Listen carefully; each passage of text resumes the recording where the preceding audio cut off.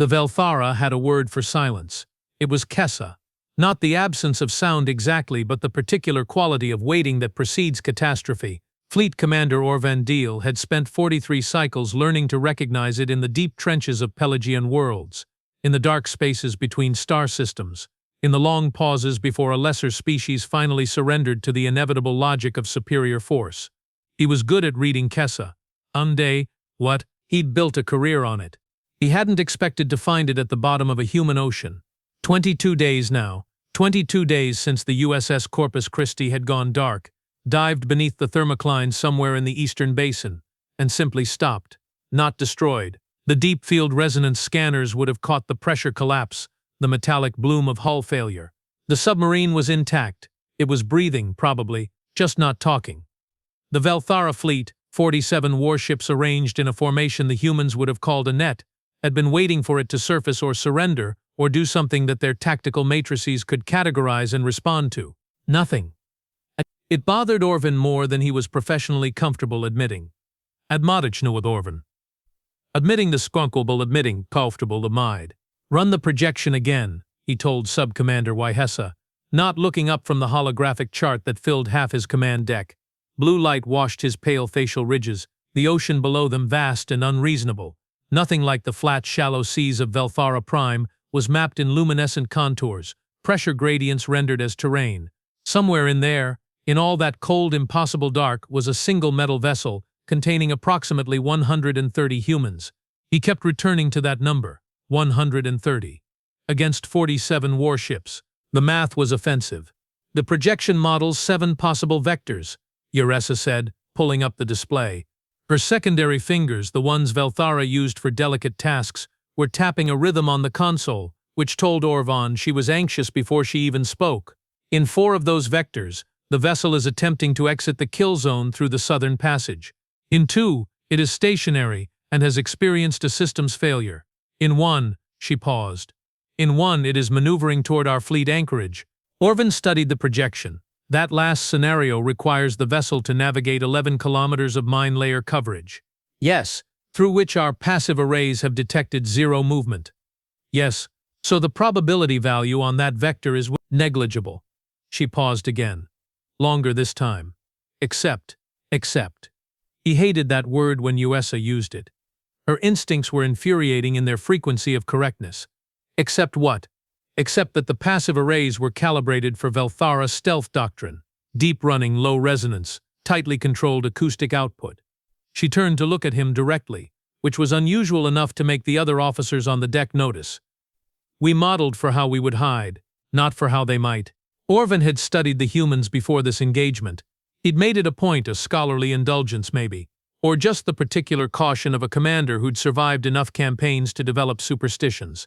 He'd read the intelligence reports, the xenobiological assessments, the economic surveys. He'd watched captured video transmissions, thousands of hours of human cultural output that his translation protocols had rendered into something approximating comprehension. What struck him, in retrospect, was how thoroughly the briefings had failed to prepare him for the actual quality of human obstinacy. The Vel'thara takeover of what the humans called the Pacific Command Zone had been, from a purely operational standpoint, clean. 3 weeks, they'd neutralized the orbital assets first, then the coastal installations, then the surface fleet in a series of engagements so technically lopsided that Orvhan had felt vague embarrassment on behalf of the humans during the after-action reviews. The human admirals had fought hard. He'd give them that. Some of them had done things that his tactical AI flagged as non-optimal but aggressive, which was military bureaucracy speak for crazy, desperate, and occasionally almost effective. One surface carrier had actually rammed a Vel'thara atmospheric cruiser. The carrier was gone. The cruiser had needed 6 days of hull repair. The humans had cheered about it. He'd watched the transmission of that. The cheering. The exhausted, sea-sprayed faces turned upward as their ship died, shouting something his translation protocol rendered as, "That's how we do it," though the cultural subtext his linguistic AI admitted was considerably more profane. He'd watched it 3 times, actually. And then the submarines had gone quiet. Not all at once. That would have been tactical and predictable. One by one, over 72 hours. The 17 human submarines that his detection grid had been tracking simply descended. No final transmissions. no last communication, just depth and silence, and the particular quality of waiting that had no name in the Vel'thara language until Orvhan had invented one for it, standing on his command deck in the blue-washed dark, human Kessa, which was different from the regular kind in at least one important way. Regular Kessa was the silence before the weaker thing gave up. Human Kessa, he was beginning to suspect, was the silence before the weaker thing did something that the stronger thing hadn't thought to model for. The mine layer coverage had been Logistics Captain Sereth's idea, and Orvhan had approved it without enough scrutiny, which was, looking back, the kind of operational overconfidence he usually warned his junior officers against. The mines were Vel'thara deep-field suppressors, designed to detect the resonance signature of a vessel running on compressed plasma drives. The human submarines ran on something considerably more primitive, nuclear fission reactors pushing seawater through turbines, the kind of propulsion technology that the Vel'thara had abandoned roughly 600 years ago. The suppressors weren't calibrated for nuclear thermal signatures. Yessa had caught this. She'd flagged it in a report 3 days after the submarines went dark, and Orvhan had read the report, and this was the part that kept him awake on his rest cycle. Looked at the coverage map and thought, well, the mines are still physical barriers regardless of the resonance gap. Physical contact would still trigger detonation, and surely a vessel navigating by instruments alone couldn't thread 11 kilometers of dense mine coverage without. The proximity alarm on his secondary console went off at 0347 ship time. Not one alarm. 17 contacts emerging simultaneously from the minefield coverage around the fleet anchorage, appearing on the deep field grid like something out of a collective nightmare. 17 vessels that his tactical AI needed 6 full seconds to classify. 6 seconds during which Orvhan stood absolutely still and felt the bottom drop out of everything he thought he understood about this engagement. 6 seconds is not a long time in most contexts. It is an eternity when you are realizing you have been wrong about something fundamental. The Corpus Christi wasn't alone. They'd all been there, in the dark, in the cold, in 11 kilometers of mine coverage, threading it at minimum power, moving so slowly that a human on the surface couldn't have told the difference between their progress and the natural drift of deep current. The intelligence estimate had said 4, maybe 5 submarines in the eastern basin. There were 17 contacts now, and they were inside the anchorage perimeter, and Orvhan's fleet was arranged in a net facing outward. Battle stations, he said, and his voice came out steady, which he'd later consider one of his finer moments. All ships rotate to internal perimeter defense. Target acquisition on perimeter defense. The first torpedo hit VWS Karath at 0347:43. The thing about human torpedoes, the thing that nobody in Vel'thara intelligence had apparently thought worth mentioning, was that they were loud, not in the passive detection sense. They ran hot and fast, and the acoustic signature was enormous, which was the whole point. A human torpedo announced itself. It screamed through the water toward its target, and the scream served a purpose beyond simple propulsion. It was terror delivery. Every crew on every nearby ship heard it coming. Every hydrophone in the water picked it up. By the time it hit Karath, every Vel'thara officer in the anchorage knew exactly what kind of night this was going to be. Orvhan watched Karath die on his tactical display. The cruiser, 4 times the physical mass of the submarine that fired on it, shuddered, listed, and then broke apart in a way that his engineering models had told him was not possible with conventional human munitions. The heat bloom told the story. The torpedo had carried a thermobaric warhead modified for deep water pressure deployment, the kind of improvised modification that his intelligence files noted humans were exceptionally good at, and his tactical team had apparently decided not to weight heavily enough. The other 16 submarines fired within the next 40 seconds. He'd describe it later. In the after-action report he'd spend 3 days refusing to write, as organized. That was the word he settled on, organized, because it was technically accurate and it obscured, at least partially, the visceral reality of what he'd watched happen to his fleet. The humans had coordinated their firing solutions across 17 independent vessels that hadn't been in radio contact for 22 days. They'd done it. His cryptographic team would eventually determine, through a system of pre-arranged timing signals based on bioluminescent patterns in the deep current, a navigation trick, apparently, that human submariners had been using since their earliest underwater warfare, adapted here into something that looked, from the outside, less like military tactics and more like the behavior of a single organism that had split itself into 17 bodies and waited.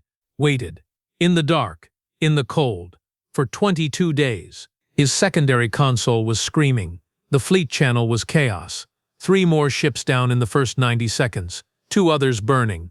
The formation his careful was emphatically perfect net, dissolving into something he didn't have a tactical category for because it required describing a superior force being systemically dismantled by an inferior one from the inside out, and his tactical matrices had been built by people who'd apparently considered that scenario too unlikely to model. Fleet Commander Yes's voice was controlled, which cost her. He could see it. "We have additional contacts, surface." He looked at the display. Then he looked again, because the first look hadn't been sufficient for his brain to fully process what he was seeing. The surface contacts weren't more submarines.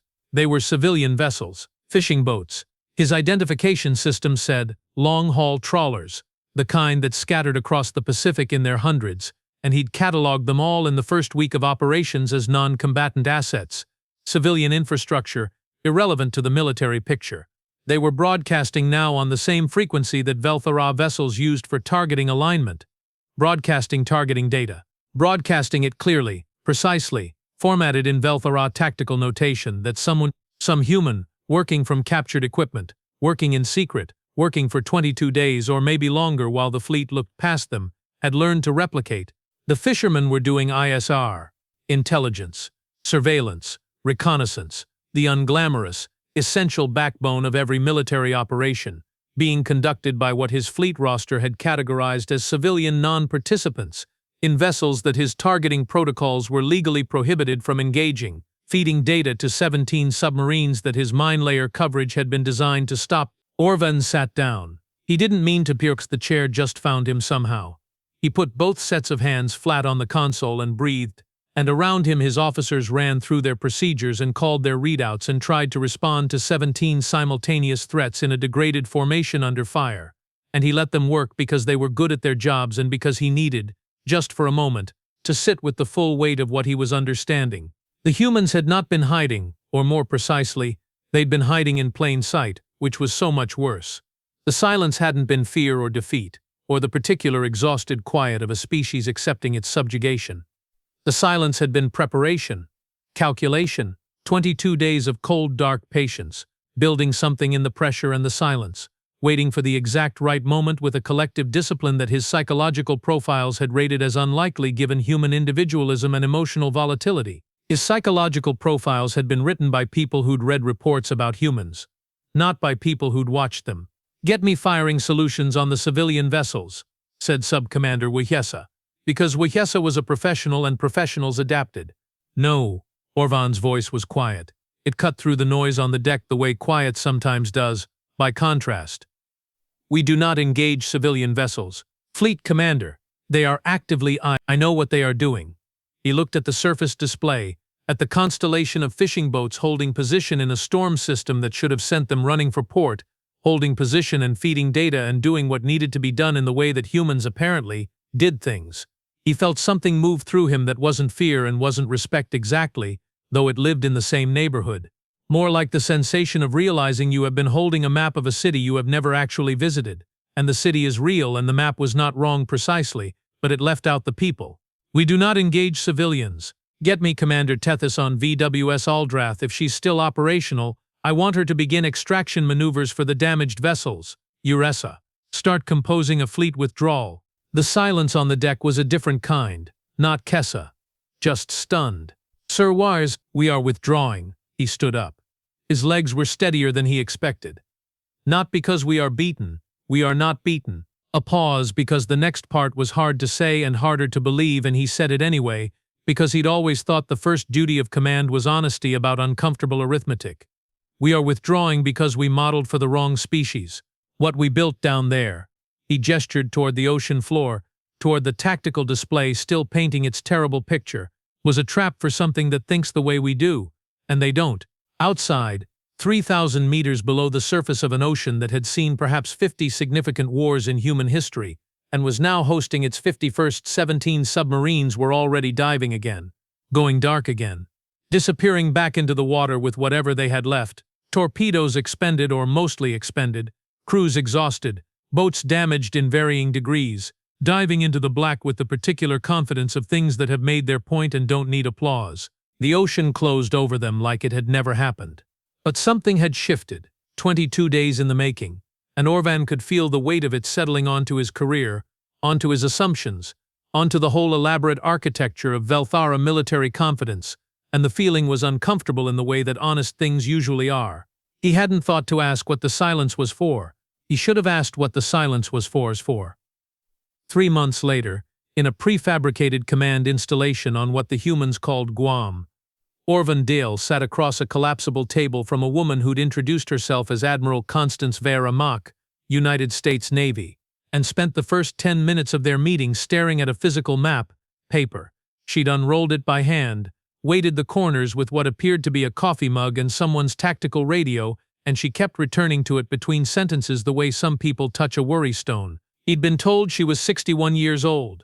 She looked it, and also looked like 61 had not been particularly gentle with her, like those years had been spent outdoors, under weather, making decisions with consequences. Her hands were the hands of someone who'd spent time at sea, the Vel'thara word for that specific physical quality. The way that difficult experience inscribes itself in a body's texture and posture was Thale. They'd made it a compliment, in his culture. He suspected she'd find the compliment bizarre, so he didn't offer it. "You withdrew in good order," she said, without preamble. She wasn't looking at him. She was looking at the map, specifically at a point in the Pacific where 17 small symbols clustered together in blue. "Faster than I expected, honestly. Some of my people thought you'd dig in, try to recover the anchorage. Some of my people wanted to—" "Yeah, they usually do." She finally looked up. Her eyes were a very particular dark brown, the color of deep water when sunlight doesn't quite reach the bottom. "You made the right call?" He considered whether to take the compliment. "I made the call that was available to me, given the situation I had created." Something shifted in her face, not quite a smile, more like the precursor to one. "Responsible of you, Admiral Vera Mack." He folded his upper hands on the table. "I came here because my government has authorized preliminary ceasefire discussions. I intend to conduct those discussions competently. But I also came here because—" this was the harder part. He'd rehearsed it. The rehearsed version was cleaner. He abandoned the rehearsed version. "I came here because I do not understand what happened, and I would prefer to understand what happened before we discuss terms, because if I don't understand it, I will eventually make the same mistake again, or a different version of it." Vera Max set down her coffee mug, the one she'd been using to weight the map. She folded her own hands, mirroring him, though he suspected it was unconscious. "What do you think you don't understand?" "The patience." It came out blunter than he intended. "The 22 days. The coordination without communication. The fishermen." He'd reviewed the intelligence on the fishing boat network 100 times and still found it startling. "We had categorized civilian maritime assets as non-combatant. Our protocols, they were non-combatants," she said flatly. "They were providing targeting data. They were fishermen who decided to point their fish-finding equipment in a particular direction and call what they saw to people they knew." She paused. "I'm not going to pretend that was purely accidental, but they weren't soldiers. They were people who didn't want foreign warships parking in their ocean." There was a long silence. The prefab installation hummed with the sound of atmospheric systems working against the equatorial heat. Somewhere outside, he could hear human voices. The installation staff, probably, doing the particular kind of ambient human activity that he'd begun, over these months, to find almost comfortable, almost familiar. "The patience," she said again, returning to his original question. "You want to understand the patience?" "Your psychological assessments," he caught himself. The Vel'thara psychological assessments of human behavior indicated significant volatility, emotional impulsivity, difficulty with long-term deferred action under stress. She wasn't offended. Exactly. More like she was chewing on something. "Can I ask you something?" "Yes." "Did those assessments come from watching people? Or from watching what people do when they are not in trouble?" He had to think about that. The assessments drew on cultural observation, historical records, because here's the thing, Vera Max said, leaning forward slightly on the collapsible table, and the table complained about it in a small metallic way, and she ignored the complaint entirely.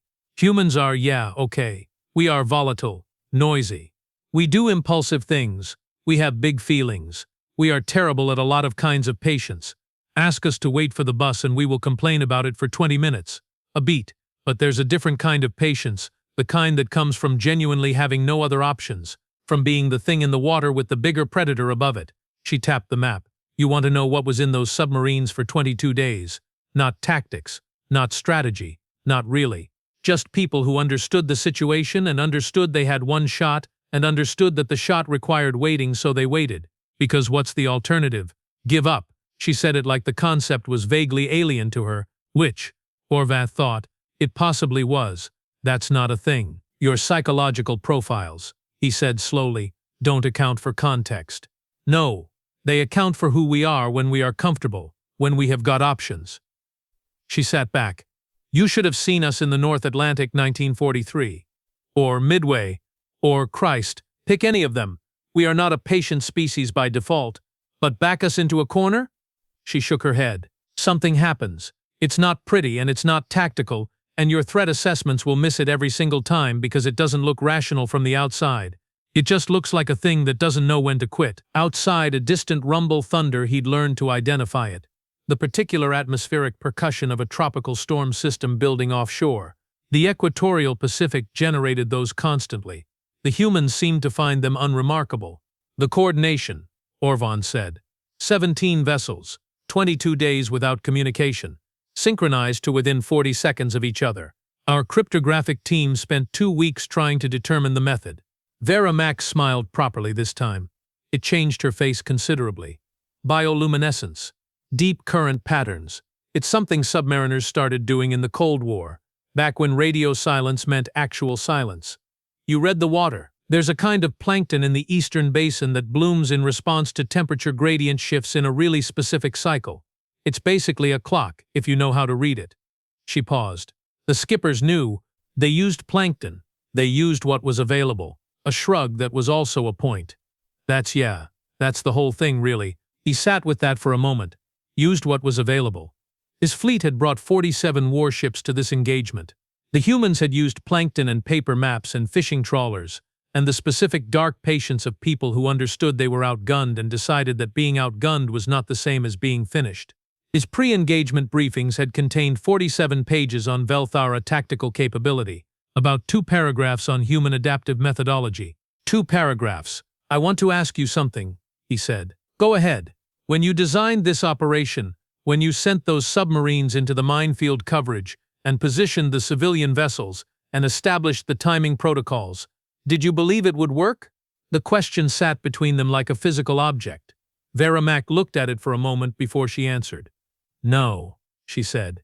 Just that. No. Then why? Why now waited Wigia pointed it you are, because we didn't have anything else. She picked up the coffee mug again, turned it in her hands. It was ceramic, hand-painted, the kind of personal object someone brings to a temporary installation because they can't quite function without it. I have been in situations before where the thing that worked was the last thing we had left to try. And sometimes it works and sometimes it doesn't. And you do it anyway because not doing it means you definitely lose, and trying means you have got whatever odds the universe is willing to give you that day. She looked at him. Your species, do you have a concept for that? For the decision to try a thing knowing the probability is bad? He thought about it. The Vel'thara word closest to what she was describing was Vel'thara, the desperate calculated risk, the gamble made from necessity rather than confidence. It had a connotation of near shame in his culture, something done when better options were exhausted. We have a word for it. It is not complimentary. Huh. She seemed to find that genuinely interesting. For us, it's kind of a whole personality type. The ceasefire terms took 11 days to negotiate, which Orvhan considered very fast for something this complicated, and Vera Mack called very slow for something this obvious. The contested zones would be subject to joint oversight. Vel'thara assets would withdraw from the 300-kilometer military exclusion zone around island installations. Human military development in the Pacific theater would be subject to mutually agreed limitations.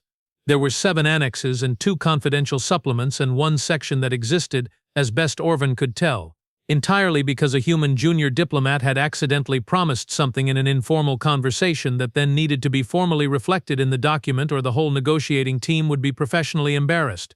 He'd found this both baffling and, once explained, somehow endearing. The signing happened at a table that was slightly too small for the assembled parties, in a room that smelled of the equatorial sea and the particular industrial coffee that humans consumed in quantities his physician had flagged as alarming. Vera Mack signed with a physical pen, a preference she'd been unapologetic about, and then slid the document across to him, and he used his own instrument on his own line, and for a moment they both looked at the page. "One more question," he said. He'd been saving it. "Sure. The Corpus Christi. The submarine he'd tracked first. The one that had, in his mind, anchored the whole 22 days of silence. Its commanding officer. What was his or her assessment of the probability of success? Before they dove, Vera Mack thought about it. Her. Commander Delia Sorto. A pause. "I can tell you what she told me before she went down. She seemed to be deciding how much of this to share, and then decided to share all of it, which was a recognizable human impulse. The preference for the complete truth over the tidy version. She said, 'We are going to do this because we are the only people in a position to do it, ma'am, and because the alternative is watching them park their fleet on our doorstep until we forget what our doorstep felt like.' And then she said, 'Also the crew voted and we are doing it.'" Orvhan stared at her. "The crew voted. It's not standard procedure." She polled them anyway. 71% in favor of proceeding with the mission, 29% in favor of the phrase "absolutely not, are you serious," which she interpreted as abstentions. Vera Mack's expression was doing that thing again, that warmth held at careful distance by a person who'd spent a career trying to be professional about things that were not professionally describable. That's a real thing that happened. And the crew voted yes. 71% of them. He thought about that. 130 people in a metal cylinder at the bottom of an alien sea, descended into silence and dark and a minefield designed to kill them, not under direct order alone, but because most of them, 71% of them, looked at the situation and decided it was worth doing. Not certainty, not confidence, just the collective determination of people who'd weighed the cost and decided the thing mattered enough to pay it. He gathered the signed documents into their transit case. Outside, the storm that had been building all morning was finally arriving. He could hear it hitting the installation's outer walls, hear the sea responding to it, hear the complicated conversation that air and water were always having in places like this. The Pacific, he'd come to understand, was not quiet, even when it appeared quiet. It was always working on something. "I would like to meet Commander Sorto," he said. If that would be possible. Vera Mack gave him a look he couldn't fully interpret, though it seemed to involve both surprise and something softer. "She'd probably want to meet you too, probably have opinions about you." "I imagine she would. I will set it up." She stood, and he stood, and they did the small formal things that the ceremony of agreements required. Then, at the door, she stopped and turned back, not because she'd forgotten anything, just because something else needed to be said, and she was the kind of person who said the things that needed saying. "For what it's worth, what you did withdrawing instead of escalating. Some of your counterparts would have doubled down, tried to recover with force." She held his gaze. "We have had that kind before. It's always worse." He didn't know how to answer that in a way that was adequate, so he settled for honest. "I made the call I should have made, given what I failed to account for. You accounted for it eventually." "Eventually," he agreed, "is better than not." Commander Delia Sorto, he discovered 3 days later, was 38 years old and built like someone who'd spent her entire adulthood in enclosed spaces. Not small, exactly, but economical. Like she'd made peace with the physics of submarines and applied it to herself. She had a scar along her left jawline that she didn't explain, and he didn't ask about, and she spent the first 10 minutes of their meeting eating a sandwich with the concentrated efficiency of someone who'd learned not to waste meals. "So," she said, around the last of it, "you are the one who built the minefield." "I approved the minefield. The design was based on Vel'thara drive signatures."